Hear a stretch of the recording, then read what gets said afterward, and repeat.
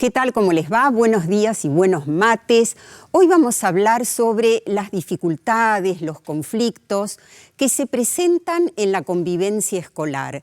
¿Qué significa intervenir pedagógicamente? Y pensamos también por qué es interesante convocar a los alumnos para que participen en las decisiones y en las soluciones. Así nos presentamos. Vienen de lejos caminos de tiza, abriendo surcos este oficio labrador.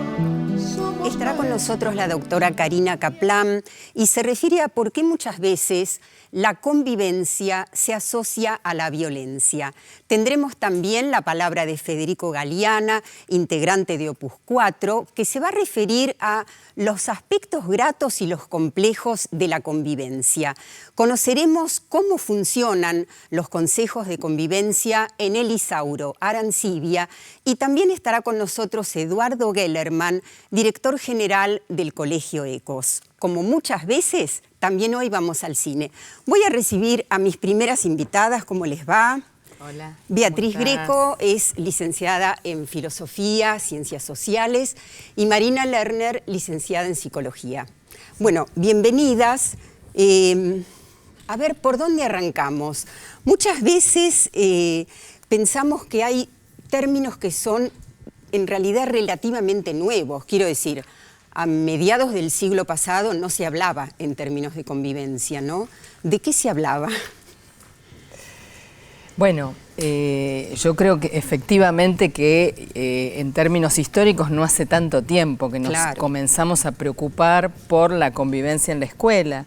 Y esto creo que si lo pensamos en esta perspectiva histórica es porque la escuela desde sus inicios no fue pensada en términos de que también había ahí un enseñar a convivir necesario, requerido. Que esto también formaba parte de los objetivos de la escuela. Exactamente. Claro. Sí, del momento que hay alumnos y que hay docentes y que, digamos, hay una escuela y vemos que el vínculo no funciona, que la construcción de la autoridad pedagógica se dificulta, es ahí donde se empieza a hablar de convivencia escolar, es ver de qué manera podemos realmente aportar para poder acompañar a los chicos a aprender a convivir con el resto, porque esto se aprende. Claro, este es un punto ya importante, sí, ¿no? Esto se aprende y eso seguramente quiere decir que se enseña. A mediados del siglo pasado todavía, y quizás más, se hablaba en términos de disciplina, ¿no? De problemas de conducta.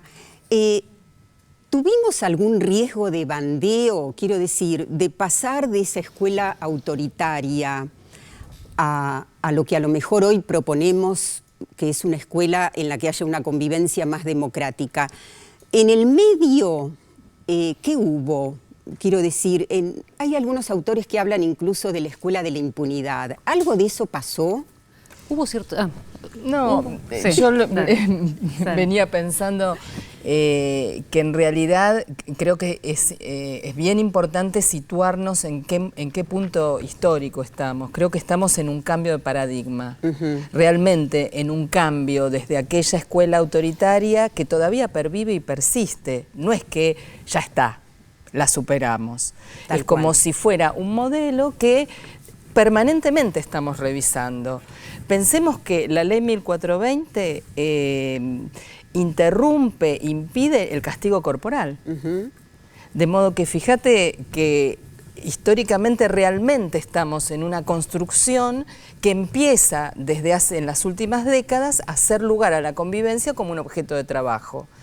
Pero no solo porque hay problemas de convivencia o porque hay violencia, sino porque la convivencia tiene que entrar como una dimensión más de la enseñanza y del aprendizaje. Es esperable, en realidad, en un punto que en un espacio en el que conviven tantos y conviven generaciones también, haya algunos conflictos de convivencia, ¿es así? Sí, seguro. Es decir, tenemos que pensar que la convivencia no es espontánea, la convivencia se construye y esto es fundamental, el rol del adulto. La convivencia, como dice Beatriz, se enseña y se aprende. Uno en un país democrático nace con derechos, pero aprender a convivir con el otro aprendemos. Y esto es fundamental, el rol de nosotros los adultos con las nuevas generaciones. El conflicto está. El conflicto, es decir, querer negar el conflicto es negar la singularidad que se da en lo colectivo, porque lo colectivo implica también la singularidad de cada uno. Ahora, la negación del conflicto, sí, esto que vos traes, se da muchas veces, quizás porque a los docentes, les da vergüenza, si es una escuela privada, da vergüenza que trascienda algo que ha ocurrido. ¿Por qué hay negación? Yo creo que hay negación del conflicto porque básicamente el formato de la escuela y también el formato de la sociedad nos ha llevado a considerar que la emergencia del conflicto es negativo, es algo que hay que sacar como un obstáculo y una cierta ilusión de que todo tiene que ir sobre rieles, cuando lo que sabemos es que el conflicto es oportunidad para aprender. Pero yo me quedé pensando en algo que vos decías en torno a la convivencia como objeto de enseñanza y de aprendizaje.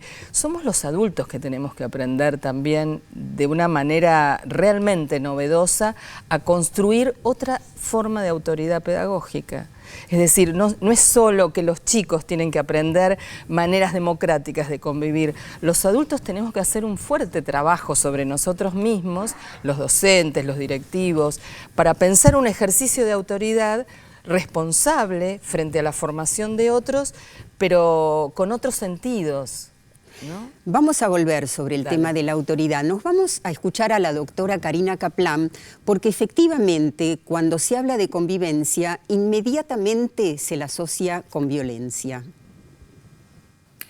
La convivencia es un modo de vivir juntos democráticamente en la escuela. Cuando uno habla de convivencia se refiere a cómo pasar tanto tiempo juntos del modo más dialógico posible. Lo que sí sucede es que cuando uno habla de adolescentes y de jóvenes, entre ellos hay ciertas rivalidades, hay conflictividades, entonces a veces esa conflictividad deviene en violencia. No hay que confundir conflicto y violencia, no todos los conflictos derivan en formas de pelea, sea ya violencia física o violencia simbólica, es decir, peleas a través de piñas y golpes o insultos cargadas que son bastante frecuentes entre los adolescentes. Entonces, algunas formas de conflictividad, de violencias latentes, luego se transforman en formas de explosión de esa conflictividad. Lo que nosotros hemos observado que en general, más que violencia física, lo que existe en la escuela secundaria entre los jóvenes es violencia simbólica.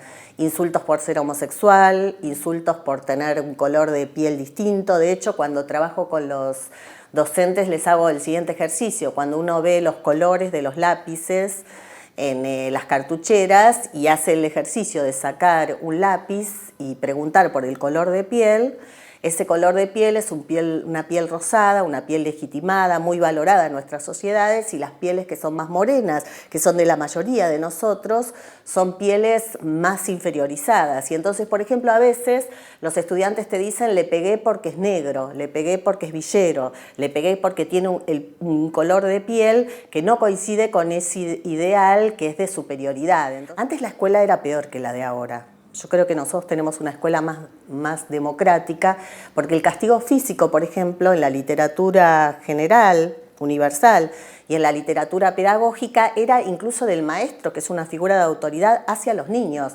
Regletas, maíces, golpes físicos, y eso se consideraba educativo, es decir, que había una especie de pedagogía del castigo, donde los cuerpos de los niños nos pertenecían a los adultos y el maestro, como figura autorizada, tenía la potestad de tener el cuerpo del niño y violentarlo. Entonces, si vos me preguntás, ahora hay menos violencia que antes. Lo que sí hay es por supuesto que existe una cultura de violencia en muchas familias, física. Los maestros reconocen marcas corporales de cuerpos lastimados, cuerpos heridos, dañados físicamente. de los niños y de los jóvenes, pero lo cierto es que ahora lo que se reconoce más como violencia es la violencia simbólica, es decir, esta que tiene que ver con formas de relación, humillaciones, sentimientos de vergüenza, faltas de respeto. Todos queremos ser líderes en los grupos y nadie quiere estar excluido del grupo, entonces eso es universal, eso sucede en todos los grupos, sea de clase alta, sea de clase media o sea de clase baja. Lo que sí sucede es que hay un principio de criminalización, que se cree que los jóvenes de sectores populares son más violentos naturalmente, porque se los considera como amenazantes, más peligrosos en la sociedad. En realidad es una mirada social que se construye como estigma respecto de los jóvenes de sectores populares. Pero cuando uno analiza la violencia física y simbólica es muy similar en todos los adolescentes, pero claro, las formas de violencia fuera de la escuela son distintas. Por ejemplo, muchos profesores nos decían que hay chicos que salen de la escuela y son muertos por rastrillaje policial, por alguna bala perdida. Nosotros hace poco hicimos el último de los grupos focales, entrevistas grupales a jóvenes que ponemos a discutir sobre las cuestiones de convivencia y violencia en la escuela. Esa es nuestra investigación principal. Y nos decían que en los últimos años habían muerto 10 chicos de su escuela. Y ellos pueden darte el nombre y apellido, pueden decirte en qué situaciones. Y eso es muy doloroso para la escuela. Para nosotros la violencia es un dolor social. Bueno, Karina Kaplan hacía referencia a la pedagogía del castigo, de la amenaza, que en realidad lleva a obedecer por miedo. ¿Eso sirve? Eso no educa. Es cuando planteamos justamente que ahora hay que repensar la construcción de la autoridad en esta época, estamos justamente pensando en cuál es la autoridad que legitima a un niño, un joven. La autoridad tiene que ser legitimada. Y cuáles son las condiciones que hoy un joven legitima en un adulto la autoridad. Cuando la autoridad se presenta al lado del poder, de la coerción, no es aceptada por las nuevas generaciones, ni tampoco por otro adulto, porque los jóvenes tampoco es que son tan diferentes con respecto a este tema. Un adulto tampoco acepta la autoridad de otro asociada al poder. Lo que genera miedo no genera autoridad. Justamente la construcción de la autoridad hoy está pensado en un vínculo de confianza. Hoy un chico sabe que maltratarlo es ilegal.